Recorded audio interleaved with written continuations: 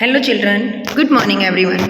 Let's continue with the same lesson Expert Detectives Part 2. Yesterday we have discussed that the narrator makes a long list of all the information they have collected about their target. He reads it out Nishad, but Nishad doesn't pay much attention to the narrator's list of facts. He only pities that the poor man is without any friend. Nishad को उसके ऊपर दया आती थी कि बेचारे को कोई friend नहीं है.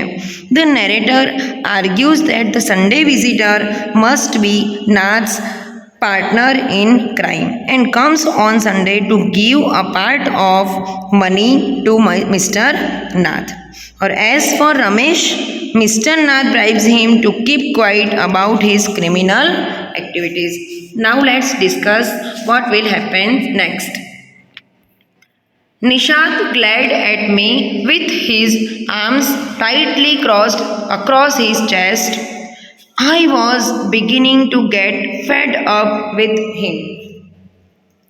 रमेश संभवतः मिस्टर नाथ के अतीत के बारे में कुछ जानता है. Probably he knows something about his past. इस कारण मिस्टर नाथ उसका मुंह बंद रखने के लिए कुछ घूस देता होगा. जब मिस्टर नाथ रमेश को बीट देते थे, बख्शिश देते थे, तब क्या बोला ऑथर ने कि I think Ramesh probably knows something about his past. Nishad मेरी ओर घूरा. उसके हाथ छाती पर कसकर बंधे थे. मैं उसकी बातों से तंग होने लगी थी. मीन्स नरेटर जो थी वो निषाद की बातों से तंग होने लगी थी, क्योंकि उनको पता था कि मिस्टर नाथ जो है वो श्योरली एक क्रिमिनल है. बट निषाद जो था वो किसी की बातों पर भरोसा नहीं कर रहा था. How can we make any progress with our investigations if you take that attitude 7? I ask. अब जब नरेटर गुस्सा हो गई तब उन्होंने क्या बोला, यदि तुम्हारी यही धारणा है तो फिर हम कैसे अपनी जांच में प्रगति कर सकते हैं. I will cooperate only if you give me this idea about him being an escaped crook, said 7. तब 7 ने क्या बोला कि मैं तुम्हें कोऑपरेट करूँगा, बट तभी करूँगा कि यदि तुम उसके बारे में ये विचार छोड़ दो कि वह जेल से भागा हुआ अपराधी है. दरअसल तुम तो मुझे नाराज़ कर रही हो. I almost hit him. I make you angry you stupid of, I shouted. You make me mad. मैंने उसे जैसे मारा, मैं तुम्हें नाराज़ कर रही हूँ, तुम मूर्ख. और फिर नरेटर चीखी, तुम मुझे पागल बना रहे हो. इस सभी पूछताछ का अर्थ ही क्या यदि वह ठग नहीं है? यदि तुम उसे निर्दोष मानते हो तो उसके बारे में सिर खपाने की क्या ज़रूरत, कृपया मुझे बताओ. What is the point of all these inquiries if you think he is nobody? What's the idea of bothering about him? Please tell me. Nishad looked thoughtful. अब निषाद जो है वो नरेटर की तरह विचार मग्न हो गया, उनके सामने दिख रहा था. I would like to find out why he is so thin and why he is so lonely. I want to know why he doesn't have any friends and lives alone. तब निषाद ने बोला, मैं ये पता लगाना चाहूँगा कि वह इतना दुर्बल थीन क्यों है, इतना अकेला है. मैं जानना चाहता हूँ कि उसका कोई मित्र क्यों नहीं है और वह अकेला क्यों रहता है.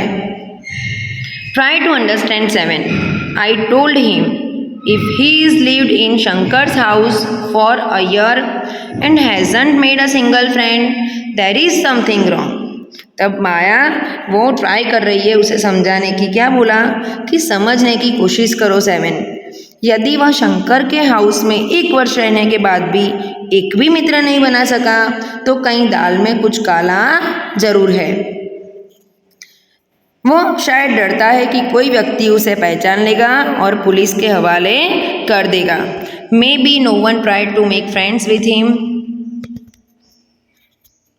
Nishad protested. Why should anyone bother? You have seen what a nasty bear he is. हो सकता है कि किसी ने भी उससे दोस्ती करने का प्रयास नहीं किया हो. निषाद ने विरोध जताया। तब ऑथर ने बताया, भला कोई परेशानी क्यों उठाए, तुमने देखा ही है कि वह मसा शैतान रिच दिखता है। Nasty bear means specially belonging to dog family. शैतान रिच हम जिसे बोलते हैं। I don't care said Nishad stubbornly. फिर निषाद ने बोला, हठपूर्वक बोला, मुझे इसकी चिंता नहीं है, मैं तो उसे पसंद करता हूँ। I like him and I am going to try and be his friend. मैं तो उसे पसंद करता हूँ और मैं उसके पास जाकर फ्रेंडशिप करने का प्रयास करूँगा। फ्रेंड्स विथ अ क्रुक, एक धूर्त के साथ दोस्ती। हाँ, तुम पागल हो गए हो 7। फिर ऑथर ने क्या बोला, you are crazy. Friends with a crook, the cops will take you to jail with him. Do you want that to happen, you idiot. Now the author lost his anger. She said कि तुम्हें पता है police वाले उसके साथ तुम्हें भी jail पहुंचा देंगे। क्या तुम जेल जाना पसंद करोगे मूर्ख। Nishad merely glared at me and quietly walked out of the room. Nishad ने मेरी ओर केवल घूरकर देखा और चुपचाप कमरे से बाहर निकल गया। My theories seemed to have made no impression on him at all. मेरी धारणा का उस पर बिल्कुल भी असर होता नहीं दिखा। सो यहाँ पे जो ऑथर जो थी उन्हें पक्का मालूम था कि जो मिस्टर नाथ है वो श्योरली एक नैरेटर है। तो यहाँ पे हमारा लेसन कंप्लीट होता है। बट जो निषाद होता है उसे विश्वास नहीं हो रहा है, बिलीव नहीं हो रहा है। Nishad doesn't quite agree with the narrator. He says he will not cooperate in that investigations if they did not stop calling mister Nath an escaped criminal. So in his opinion, the purpose of their inquiry is to find out why Mr. Nath is so thin and lonely.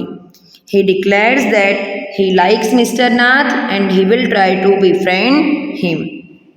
So the narrator laughs at the madness of Nishad. He warns him that the police would take him also to jail along with his friend.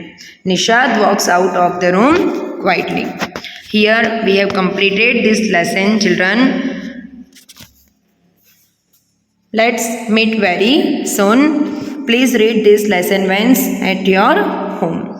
Thank you everyone. Bye. Have a nice day.